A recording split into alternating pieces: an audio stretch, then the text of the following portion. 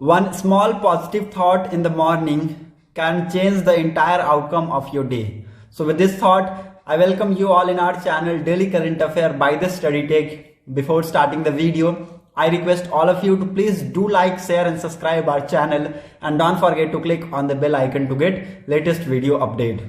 At the same time, I request all of you to please do share this video among your friends, family members and all other aspirants who are preparing for competitive exam. So without wasting the time, let's move on to the important news for today's discussion. And the first news is very important that world largest canal lock unveil in Netherlands. Netherlands में world की सबसे largest canal lock को unveil किया गया. उसके regarding मैं आपको कुछ इंपॉर्टेंट पॉइंट बताऊंगा, आप लिख लीजिए इसको. ठीक है, this is very important news which came from yesterday. The world largest canal lock which has been inaugurated at Izumudin, a small port city in the port of Amsterdam, the Netherlands. ठीक है, Netherlands की capital क्या है? Amsterdam capital है. और इस city में ये एक स्मॉल पोर्ट सिटी है इज़ुमुदीन. और यहाँ पर क्या हुआ है, यहाँ पर इनॉग्रेट किया है वर्ल्ड की लार्जेस्ट कैनाल लॉक को इनॉग्रेट किया गया है. इज़ुमुदीन में वर्ल्ड की लार्जेस्ट कैनाल लॉक को इनॉग्रेट किया गया है. Okay, the sea lock was inaugurated by the Dutch king. Okay, Dutch king William Alexander. ठीक है, इसको किसके द्वारा इनॉग्रेट किया गया? सी लॉक को इनॉग्रेट किया गया डच के किंग है विलियम अलेक्जेंडर, इनके द्वारा इनॉग्रेशन किया गया. The IJmuiden sea lock is 500 metre long and 70 metre wide. लगभग 500 मीटर ये लंबा है और 70 मीटर ये चौड़ा है. You can see here the construction on the massive infrastructure project began in 2016. ये जो एक्चुअली में जो ये कैनाल बना है, ये कैनाल की जो कंस्ट्रक्शन है और बहुत एक मैसिव एक इंफ्रास्ट्रक्चर प्रोजेक्ट था. ये 2016 में स्टार्ट किया गया था और 2019 तक इसकी कंस्ट्रक्शन कंप्लीट कर ली गई थी. ओके, और it also went over the initial plan budget by around 300 million euros.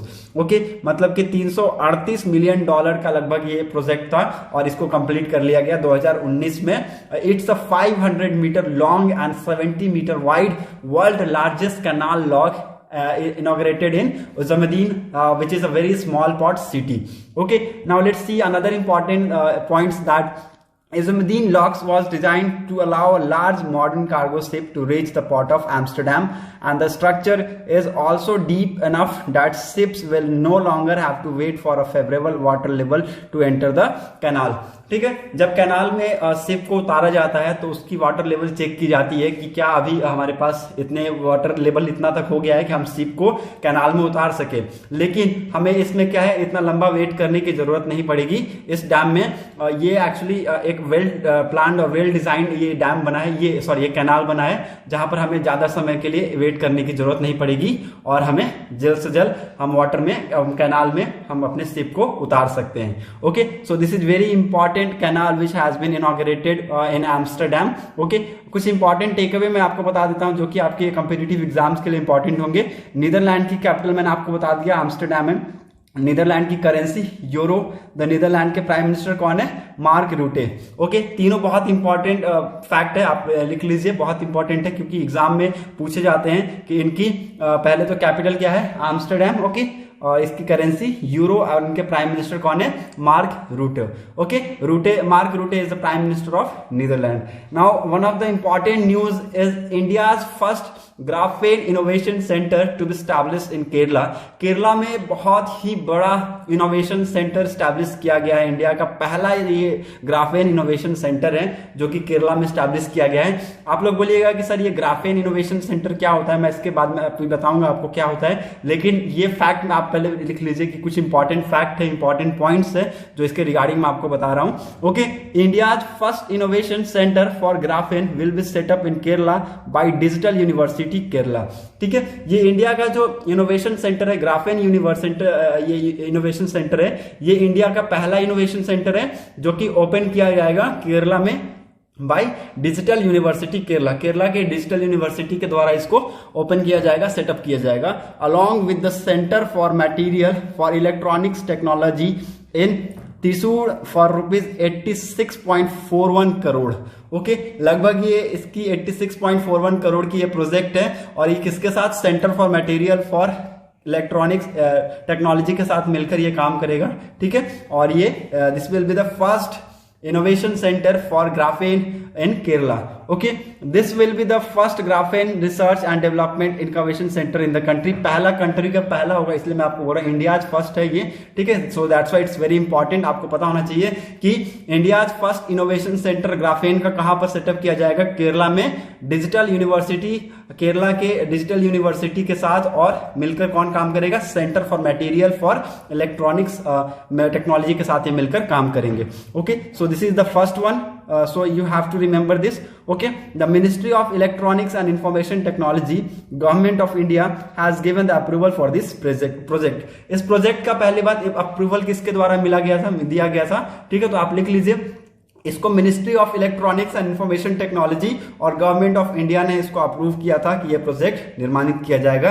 The project which will be implemented with the support of Kerala government. Okay, ये प्रोजेक्ट बहुत बड़ी सपोर्ट ये मिलेगी, केरला गवर्नमेंट की सपोर्ट मिली इस प्रोजेक्ट में, तब जाकर ये फाइनलाइज हो पाया। Okay, is expected to accelerate the state growth in the knowledge industry sector, ठीक है। और मैं आपको बता दूं कि इस इनोवेशन से जो केरला का इंडस्ट्रियल सेक्टर है वहां पर भी आपको एक्सेलरेशन देखने को मिलेगा, स्टेट का जो ग्रोथ है एंड द इंडस्ट्री फैक्टर वहां पर भी बढ़ेगा। सो इट्स वेरी इंपॉर्टेंट। एंड अभी मैं आपको बताता हूं व्हाट इज ग्राफेन। ग्राफेन है क्या, ठीक है। Graphene is known for its extraordinary electrical and electronic properties, ठीक है। ग्राफेन एक जाना जाता है किस लिए, एक्स्ट्रा ऑर्डिनरी इलेक्ट्रॉनिक्स और इलेक्ट्रिकल प्रॉपर्टीज के लिए इसको जाना जाता है। And it's as per latest research के हिसाब से बताया गया है, it could replace indium and thereby bring down the cost of OLED।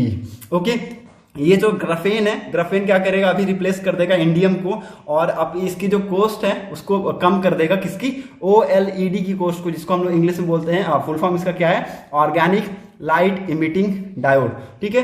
इसकी जो कॉस्ट है उसको भी ये कम कर देगा। Okay, so it's very important कि graphene is what, graphene is known for its extraordinary electronics and electrical property.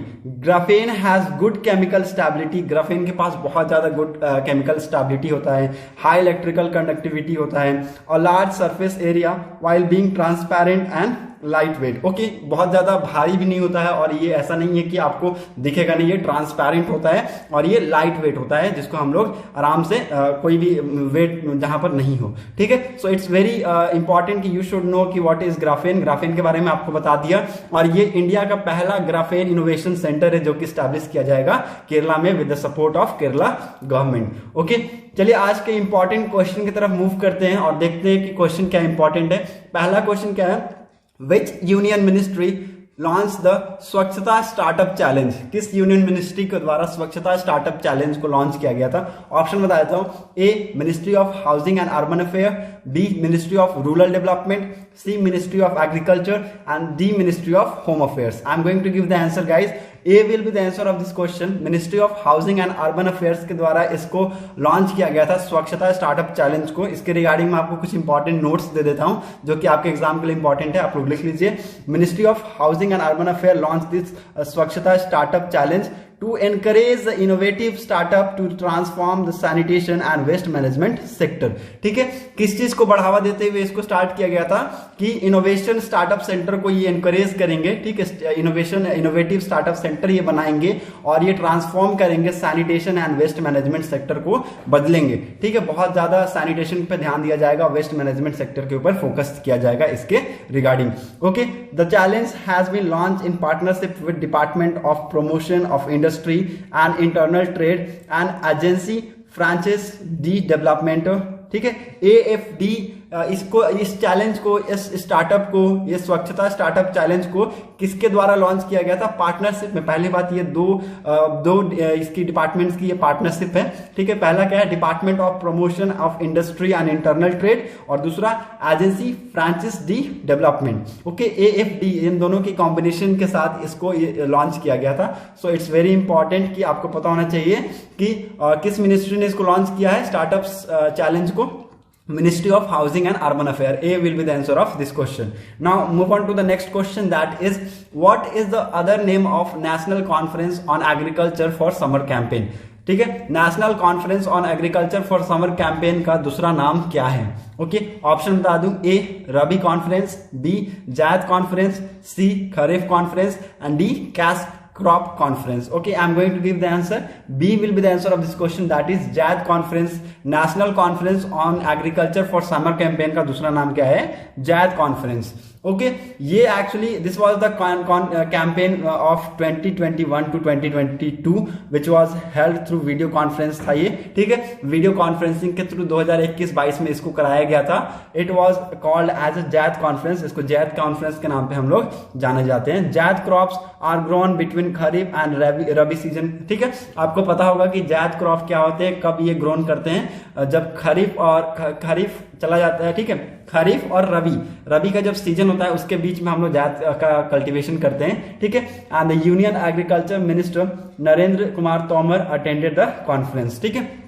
ये जो कॉन्फ्रेंस हुई थी 2021-2022 में थ्रू वीडियो कॉन्फ्रेंसिंग हुई थी ये, इसमें कौन, union agriculture minister Narendra Kumar Tomar ji ने इनको अटेंड किया था और ये सब देखा था उन्होंने, ठीक है। The objective is to review the crop performance during the preceding crop season and fix crop wise target for the next summer season in the consultations with the state government, ठीक है। इसका मेन ऑब्जेक्टिव क्या था कि crop performance को review किया जाएगा during the preceding crop season and एक फिक्स वाइज टारगेट रखा जाएगा for the next summer season. अगले समर सीजन में एक फिक्स क्रॉप का टारगेट रखा जाएगा और ये किसके साथ ये डिसीजन लिया गया? स्टेट गवर्नमेंट के साथ कंसल्ट करके ये डिसीजन को लिया गया। Okay, so this is very important कि national conference on agriculture for summer campaign का अदर नेम क्या है? That is B, Jayad conference. Okay, now move on to the next question, that is which country is the host of 2022 winter Olympic, ठीक है। 2022 का winter Olympic किस country के द्वारा host किया जा रहा है? ऑप्शन बताता हूं, बहुत इजी क्वेश्चन है ये, ठीक है, आप सभी को पता होना चाहिए। मुझे आप कमेंट सेक्शन में बताइए, मैं आपको ऑप्शन बता के आंसर बता देता हूं। A Japan, B China, C Russia, D USA. I am going to give the answer. B will be the answer of this question. China के द्वारा 2022 विंटर ओलंपिक को होस्ट किया जाएगा इन बीजिंग में। ये 2022 विंटर ओलंपिक 20 फरवरी, ठीक है, फ्रॉम 4 फरवरी से 20 फरवरी तक ये चलेगा, ठीक है। ये 24th विंटर ओलंपिक गेम होगा। दिस वाज द 24th, लिख लीजिए, ये 2022 का winter Olympic 24th winter Olympic game होगा, ठीक है। बहुत इंपॉर्टेंट है ये क्वेश्चन, पूछे जा सकते हैं कहीं भी कि 2022 का विंटर ओलंपिक कौन सा विंटर ओलंपिक होगा? तो ये 24th विंटर ओलंपिक गेम होगा जो कि 4 फरवरी से लेकर 20 फरवरी के बीच में शेड्यूल किया गया है इन बीजिंग। ओके, और इसको कौन होस्ट करेगा? चाइना होस्ट करेगा। ओके, एक रिपोर्ट रिलीज की गई थी किसके द्वारा? Sport ecology group and save our winter के द्वारा, which has started the danger of artificial snow to be produced in the Olympic on athletic bodies, ठीक है। और ये रिपोर्ट में बताया गया कि इट स्टेटेड दैट, ये रिपोर्ट में बताया गया था कि एक डेंजर आर्टिफिशियल स्नो का एक डेंजर बताया गया जो कि प्रोड्यूस किया जाएगा कब? Olympic on athletes bodies. Okay, it's also warned on water wastage that happen for the snow at these games. Okay, और ये बहुत ज्यादा वार्निंग देता है वाटर वेस्टेज में भी। आप सबको पता है कुछ इस टाइप के गेम में वाटर का ज्यादा यूज होता है, ठीक है। तो वाटर वेस्टेज को भी लेकर ध्यान में रखा जा रहा है। तो इसने वार्निंग दी है कि water wastage that can happen, ये हो सकता है कि वाटर वेस्टेज हो, ठीक है। सो इसके रिगार्डिंग एक रिपोर्ट में ये रिलीज की गई थी। ओके, सो 2022 का विंटर ओलंपिक कौन सा ओलंपिक है? 24th ओलंपिक है ये, ठीक है, 24th ओलंपिक है जो कि चाइना के द्वारा होस्ट किया जाएगा। ये कब से कब तक शेड्यूल किया गया है? 4th ऑफ फरवरी से लेकर 20 ऑफ फरवरी तक ये चलेगा, ठीक है, 2022 में ये। और this was the 24th, okay, जो कि बीजिंग में होगा, ठीक है, बीजिंग में होगा। आप लिख लीजिए, बीजिंग में होगा ये, ठीक है। सो ये चाइना के द्वारा होस्ट किया जाएगा। This is very important question, it will definitely come in your exam. ये एग्जाम में आपसे जरूर पूछा जाएगा, ठीक है। जब तक ये है तब तक आप देखते रहिए। और मैं आपको बताता हूं कि इसके रिगार्डिंग जब ये ओलंपिक हो जाएगा तो इसमें विनर्स भी बहुत ज्यादा इंपॉर्टेंट होंगे। सो वो भी जब होगा तो हम लोग देखेंगे कौन कौन है विनर्स। ओके, सो वीडियो में आज के लिए बस इतना ही। अगर आपको हमारा वीडियो अच्छा लगे तो प्लीज वीडियो को लाइक और चैनल को सब्सक्राइब जरूर कीजिएगा। Thanks for watching our video. Thank you and have a nice day.